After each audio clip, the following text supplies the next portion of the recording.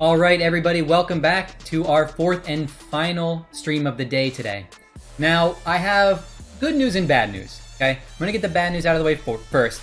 Unfortunately, the school we were supposed to do our stream at was experiencing technical difficulties, so we won't be able to stream their class's grand finals.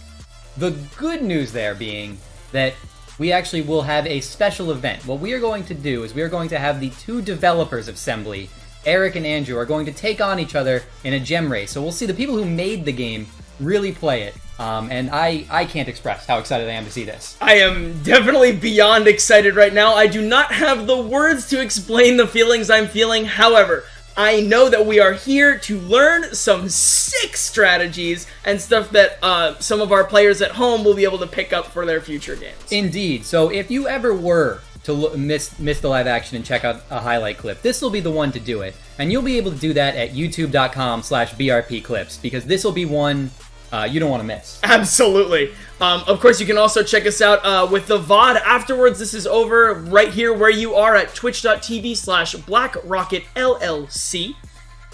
And I was going to say, and if you want to play SEMBLY after seeing these strategies, or you want to play our other eSport Battle Royale, you'll check out battleroyale.com/esports. And there you'll find both of our games that you can just download and play for free.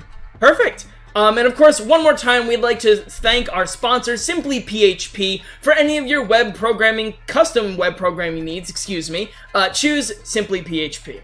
So our players are going to join here in the room. And while we're waiting for them to get that started so we can start this draft, I have to ask, what do you think we're going to see? What do you think these guys are going to do differently that we haven't seen students do in the past? If they choose Toxic Knight, I'm literally getting out of this chair. Other than that, though, I definitely think that we're going to see items that we have not seen normally.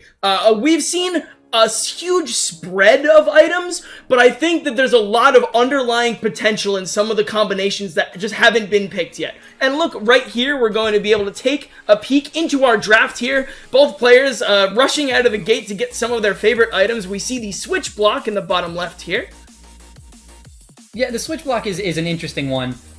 It works a lot like almost like an on-off block in Mario. Right. A very similar look. I like that we have Eric as our blue player. Eric going for lots of those movement ones, the spring and the launcher. And as I mentioned in our stream prior to this, I love me some launcher. Absolutely. Launcher's great. One I actually like a lot, the Crusher, as you can see here, is actually given the examples right there for you. Some players do not know that you can stand on the Crusher when it's not coming straight down. Mm-hmm. You can use that as an elevator to get to some higher locations that you normally can't just jump or wall jump to. And no Toxic Knight. Instead, we get our power plant here. So this one it works very similarly to Toxic Knight, but instead of a lot of one-space platforms scattered along the top with the gems, what we end up getting is a nicer, more balanced, small platforms, more wider stuff, a little bit of maze stuff. So I really appreciate this map, and I like what we get to see here. First thing I see is we've got Eric building with the falling blocks right around this gem up here. That'll allow him to just sort of stand on that middle one and fall straight down onto that gem, which will make that really nice and easy for him. Right, the next setup we see here looks like two fans blowing directly towards one gem with some spikes in there. So it looks like if you're gonna go for that gem, you are definitely going to risk a life getting to it. Mm-hmm, indeed. You're gonna have to really try to get that. You're gonna have to understand the blower appropriately, and I think if anybody is, it's got to be the people who made the game, right? If you're going to know how it works, those are the people to know. Definitely. They know all the interactions for sure. As you can see up here, seeing some interesting placement with these switch blocks. And then, of course, some of the one-way blocks as well. We haven't seen too much of that. Basically, what happens there, if you go through the little bristle-looking things up top, you come out the bottom, and you will be rejected access the other way. Yeah, and, I think that's... you are right. That's not something I've actually seen much of today. I'm excited for what they're really going to do with hammers. The hammer is probably what separates, the haves from the have-nots in SEMBLY. Right, yes. So seeing what they're going to do with hammers, I know I'm personally going to be taking notes I want to know. Definitely. I'd like to see, so we see some of these switch blocks up here that could be troublesome to get some of these gems, but I'm interested to see if they opt to use the hammers for those, or they just say forget about it and just run right through to get the gem. You know, it's also, I think it's interesting, both being developers of the game, they both have very opposing views to how to build. Andrew, our red player, building as much as he possibly could. Eric building about half of what he was allotted. I didn't even take a look at the memory, so it looked like one of them definitely built a lot more, like you had said. Let's see where that first gem is here. Looks like it's going to be in the bottom right where both players... Oh, Eric caught by one of those hidden spikes right behind that yellow barrel there. Perfect. We literally mention that strategy every week, and it looks like it's coming into effect here. Andrew doing a great job sneaking by the fans, but then missing the easier jump. He's climbing back up that wall, though, and Andrew does grab our first gem. Right. Both of them caught by the spikes behind the cone. I'm not sure. Another one! Once again, both players are just gonna get picked on by these mean spikes hidden behind, and we're gonna see rotate. Definitely a thing you don't want to see come around a lot. Eric capitalizing on that rotate and his ability to apparently think while spinning in circles. So capitalizing on that, getting that gem. Another gem near Eric. He's just got to avoid this crusher. And he grabs it. A great pick. Now we're going to see where the next gem going to get immediately picked up by Eric again. Taking advantage of that lovely spawn for that gem for him. Andrew looking like he took a tactical elimination to try to get to this one-way block. Oh, did he not notice the gem was inside the one-way? I'm not sure if he saw that, but Eric definitely did, and he grabbed that right away. So that's interesting. I wonder what if Andrew didn't, maybe he did, because it was hidden. It looked like inside the block that was placed in. And actually, seeing him go by that, it actually made me question myself. I was like, I'm looking at it, but maybe I'm wrong. Maybe I'm not seeing the right thing. But so that was really well hidden. But Eric apparently he's got those sharp eyes. He doesn't need glasses like I did. He was ready to see that.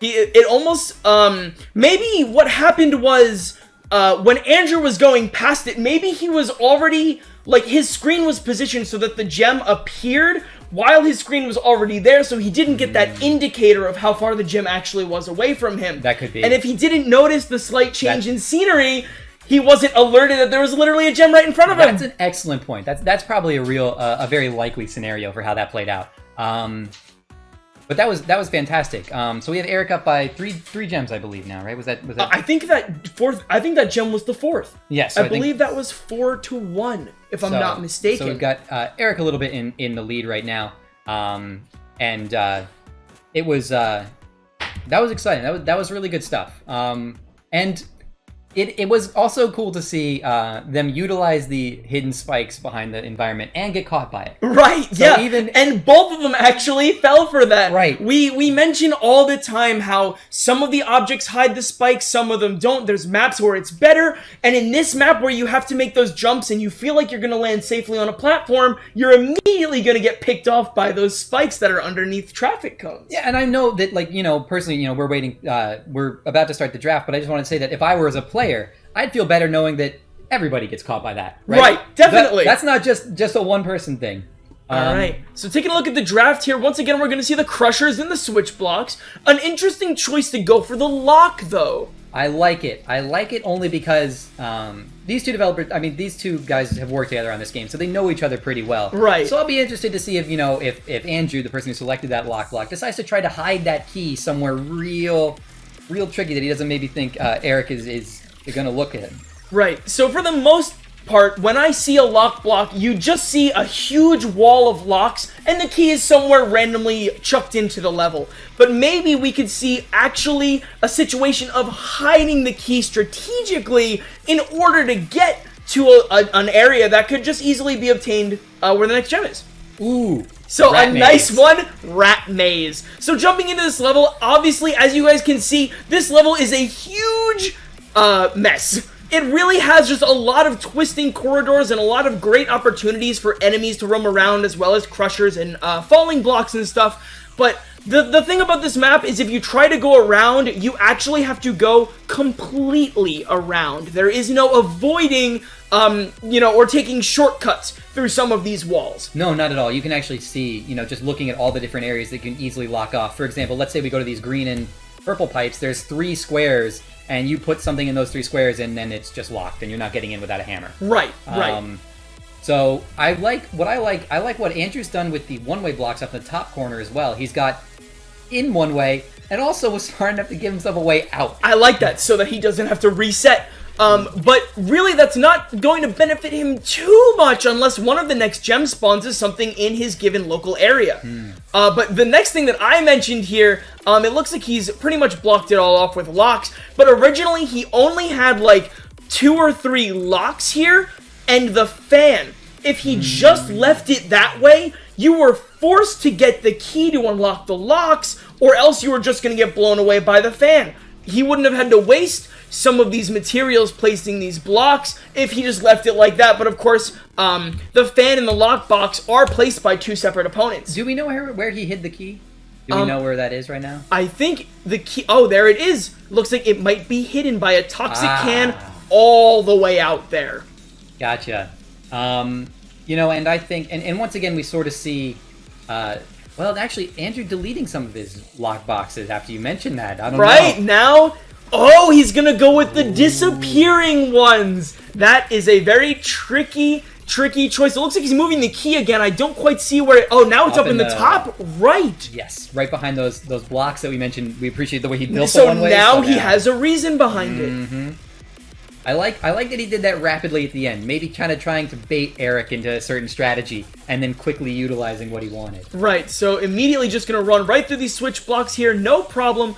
Andrew deciding to go up top and around the level, like I mentioned before. This is a trek to be had, and Eric is going to grab the first gem. And it spawned close for Eric. The punishment of Rat Maze, you can see it right there. Andrew, despite being the closest initially... And he's got a third one almost immediately. All he has to do is elevator back up. Wow. This is supremely punishing for Andrew right now. And just like that, I can actually already see the 4th gem just like that. Oh, and he's gonna wait it out. He's gonna bait him, and that is a swift match going to the hands of Eric. That actually does make Eric our champion. It does. It does. It certainly does. That is 6-1, right? Or excuse me, no, 8 to 1. 8 to 1. 8 to 1. 8 to 1. So a swift example of actually showing us what SEMBLY can be capable of when you've built it. When you make the video game, it turns out you can be good at it. That's right. The power, the pure strategic power that came behind not being aggressive, throwing in some tricks and loopholes here and there, and then the pure RNG behind Rat Maze that just took Eric right to the finish. Exactly. And yeah, because as we mentioned, Andrew, despite being physically closer, was actually miles away in terms of how the level was laid out. So I want to thank everybody for... Maybe we're going to do another one. Oh, looks like we're going to get another one here. Hold on 1 second.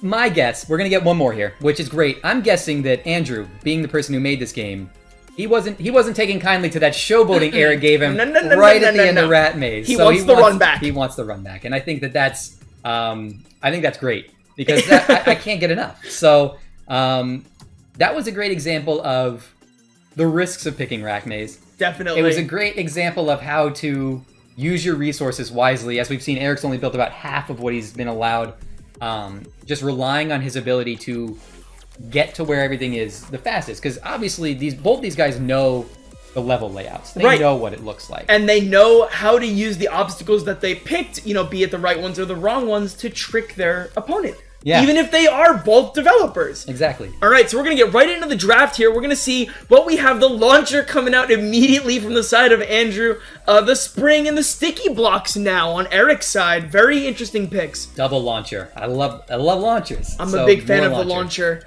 Especially for a level like this. Wow. Sidewalk Hustle is a ridiculously horizontal level. This is, quite frankly, a level that is almost not so akin to SEMBLY and more something like Mario that you would see where you're actually platforming left and right. SEMBLY, I feel, with the wall jump mechanic is a little bit more of a vertical styled game, but when we see Sidewalk Hustle actually come out, we can see a lot of different choices in both obstacles and playstyles. And we saw Eric actually, both of them go in Sidewalk Hustle. We saw Eric pick his level right away. I think he chose this level knowing he was going to go for the launcher. Right. In an effort to clear that huge, like you said, it's more like Mario. That was an apt comparison, and I really liked it. It is a lot more like a Mario stage.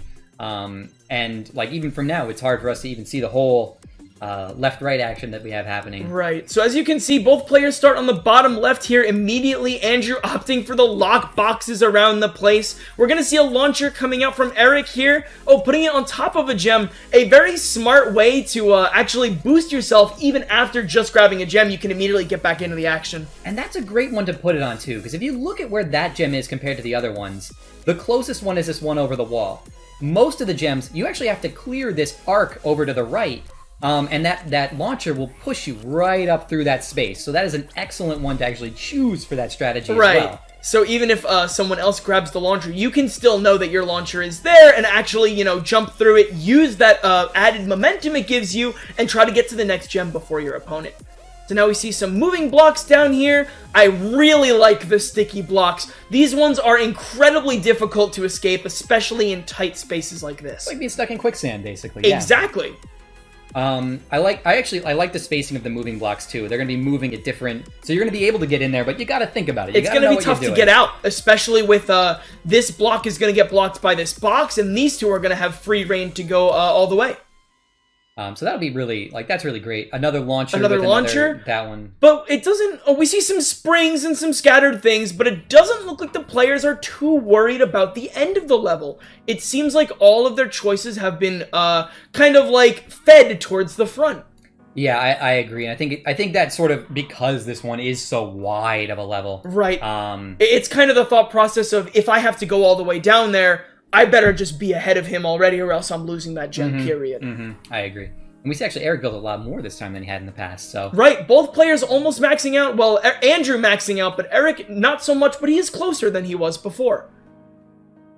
But we'll get into this as soon as it loads, see where the first gem is.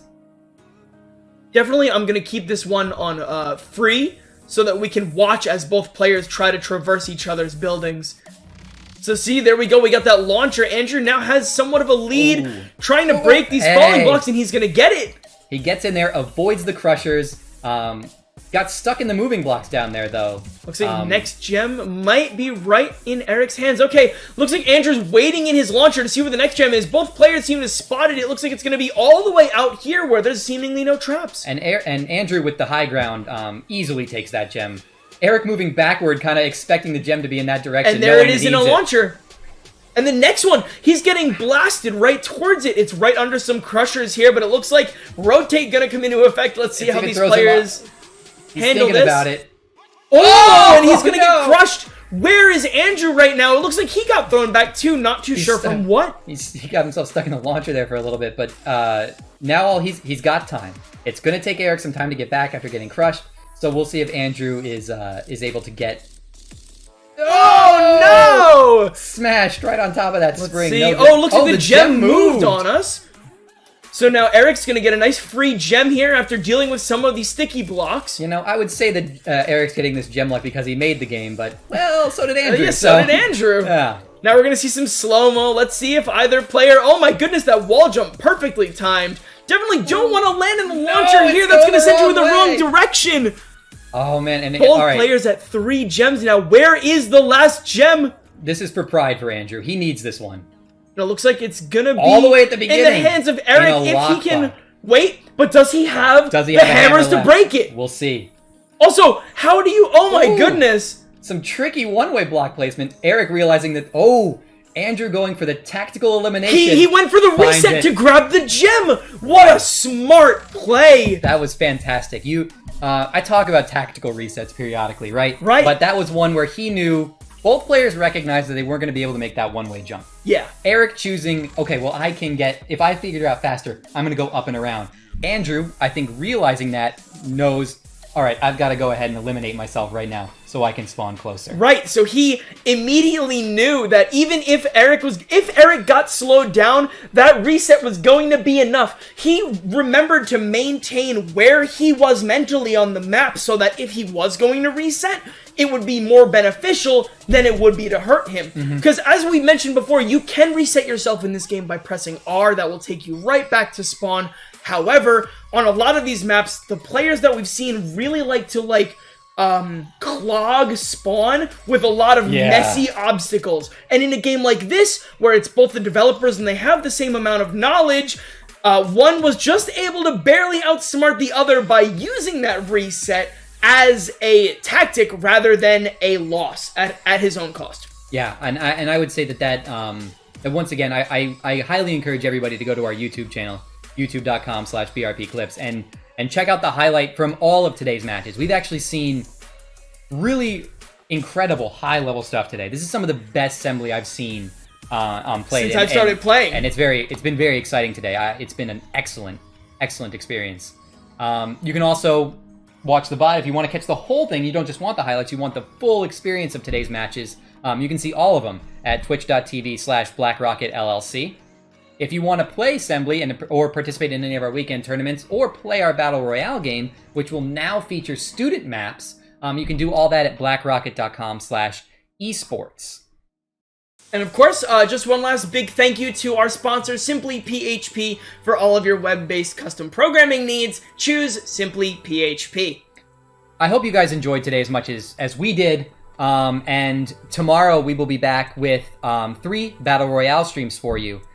So be sure to tune in tomorrow, and we will be playing our other esport, and it'll be equally exciting. I'm very excited for tomorrow as well, seeing those student maps. So that'll be something worth coming back and tuning in for.